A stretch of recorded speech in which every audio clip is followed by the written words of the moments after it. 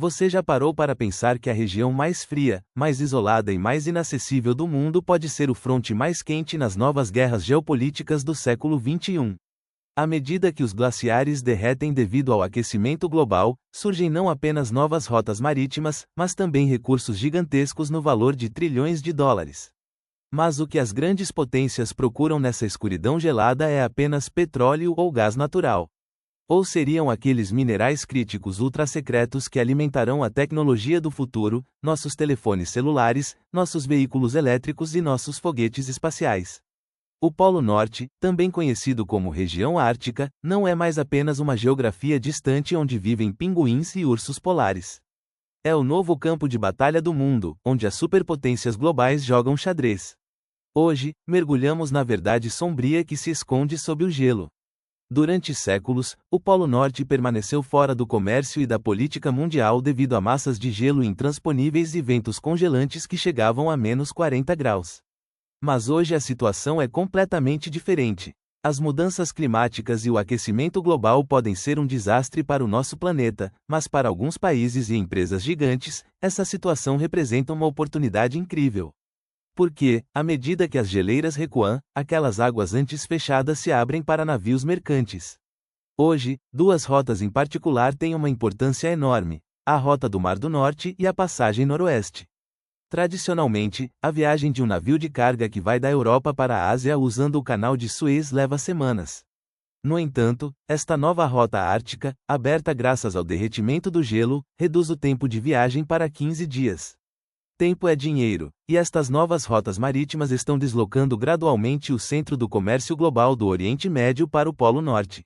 Esta região, que antes era impossível de alcançar, agora carrega um significado econômico massivo. O encurtamento das rotas marítimas é apenas a parte superficial do negócio. A verdadeira grande guerra está no fundo do mar. De acordo com pesquisas de cientistas e geólogos, 13% das reservas de petróleo ainda não descobertas no mundo, e exatamente 30% das reservas de gás natural estão sob a região ártica. Estes números são literalmente de cair o queixo. No entanto, o que os estados procuram ali não são apenas recursos energéticos. As terras congeladas do Ártico também abrigam quantidades massivas de ferro, níquel, cobre, cobalto, ouro, diamantes e urânio. Existe outro tesouro ainda mais crítico do que todos estes: os elementos de terras raras e minerais críticos, que são o coração da tecnologia do futuro. Portanto, a questão não é apenas tomar posse dos recursos energéticos de hoje ou do passado. A questão é possuir as matérias-primas tecnológicas de amanhã. Neste ponto, precisamos olhar muito de perto para o termo elementos de terras raras. Estes elementos consistem em 17 metais especiais diferentes localizados na tabela periódica, que são incrivelmente difíceis de extrair e separar. Você sabe por que eles são tão importantes? Porque a tela do smartphone que está no seu bolso agora é colorida graças a estes elementos. Os motores daqueles veículos elétricos silenciosos e ecológicos que você vê nas ruas, aqueles ímãs potentes dentro deles, não funcionam sem estes elementos.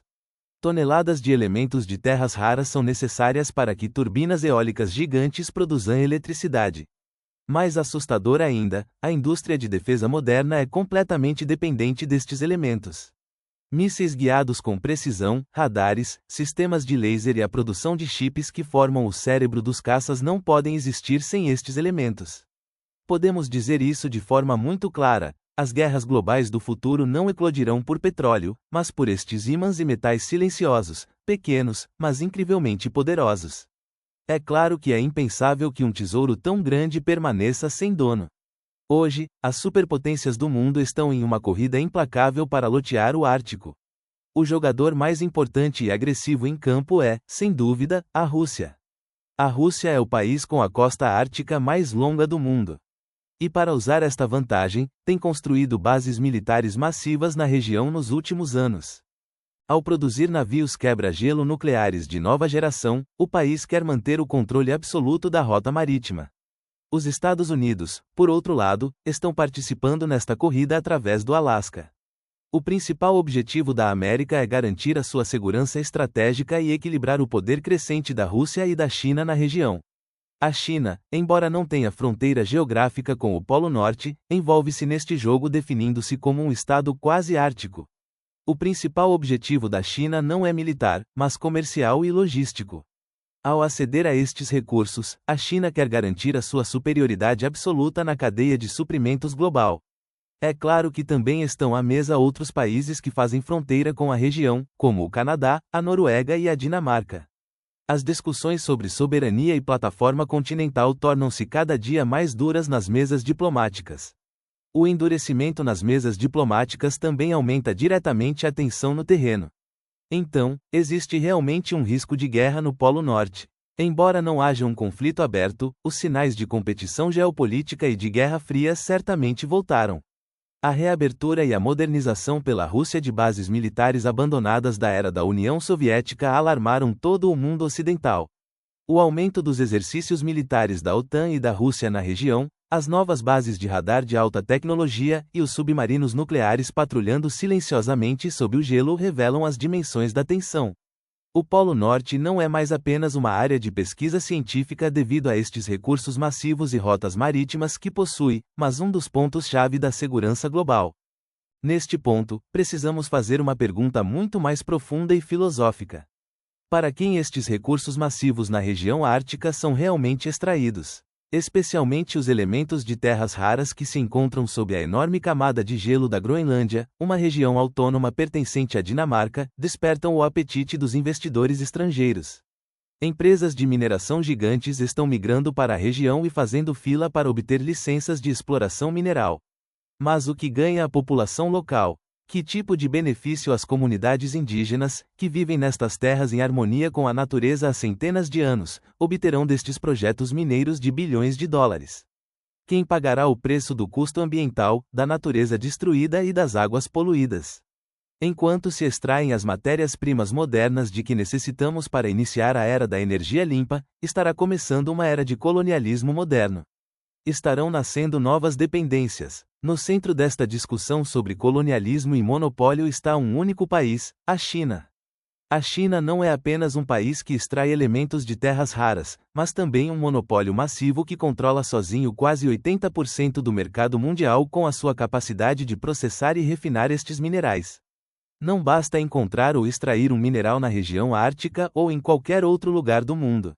O importante é ter a infraestrutura tecnológica massiva e a capacidade de refino para processar esse mineral. Hoje, os Estados Unidos ou os países europeus querem livrar-se deste peso terrível da China na cadeia de suprimentos. Aqui, a região ártica é vista como uma fonte alternativa, uma saída contra este monopólio da China para o mundo ocidental. Agora chegamos ao maior e mais implacável paradoxo deste século, o ambientalismo. Ouvimos constantemente que os veículos elétricos são muito ecológicos e que as turbinas eólicas salvarão o mundo. Estamos vivendo uma transformação verde para zerar as emissões de carbono. Mas há uma verdade muito sombria nos bastidores desta transformação verde. Quantidades incríveis de lítio, cobalto, níquel e elementos de terras raras são necessárias para as baterias dos veículos elétricos e para aquelas turbinas massivas. Por outras palavras, enquanto tentamos reduzir o carbono na atmosfera, começamos a escavar e a consumir os recursos subterrâneos do mundo de forma mais rápida e agressiva do que nunca. As tecnologias produzidas para travar o aquecimento global obrigam-nos a abrir minas gigantescas. O que se chama de energia verde pode, na verdade, não ser tão limpo quanto pensamos. E o ecossistema ártico, que também abriga estas minas, pagará o preço mais elevado por esta corrida mineira massiva.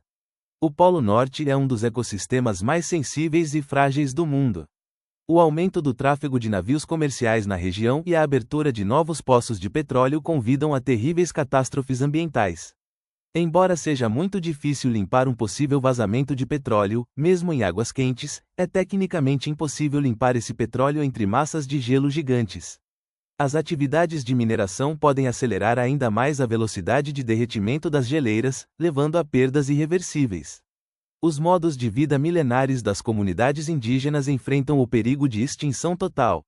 A questão real, marcante e trágica é esta: enquanto tentamos salvar o mundo e abrandar as mudanças climáticas, estaremos inconscientemente consumindo uma região totalmente nova e a natureza dessa região. Quando juntamos todas estas peças, minas, submarinos e turbinas eólicas, qual é a imagem real que surge? Por que os estados estão lá? Esta corrida implacável na região ártica não é apenas para encontrar mais petróleo. Também não se trata apenas de vender mais gás natural ou de deter sozinho os elementos de terras raras. A questão real e maior é quem controlará a infraestrutura industrial massiva e a tecnologia do século XXI. Trata-se de quem ditará as próprias regras.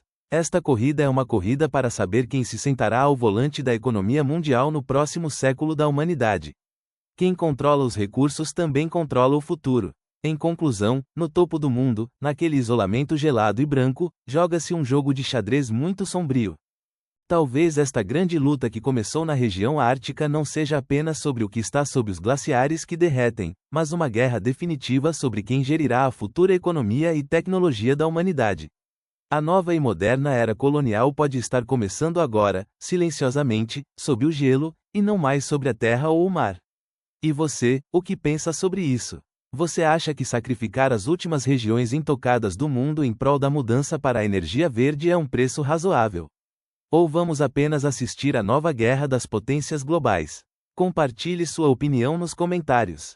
Para continuar revelando os bastidores do futuro, não se esqueça de se inscrever no canal e ativar o sininho.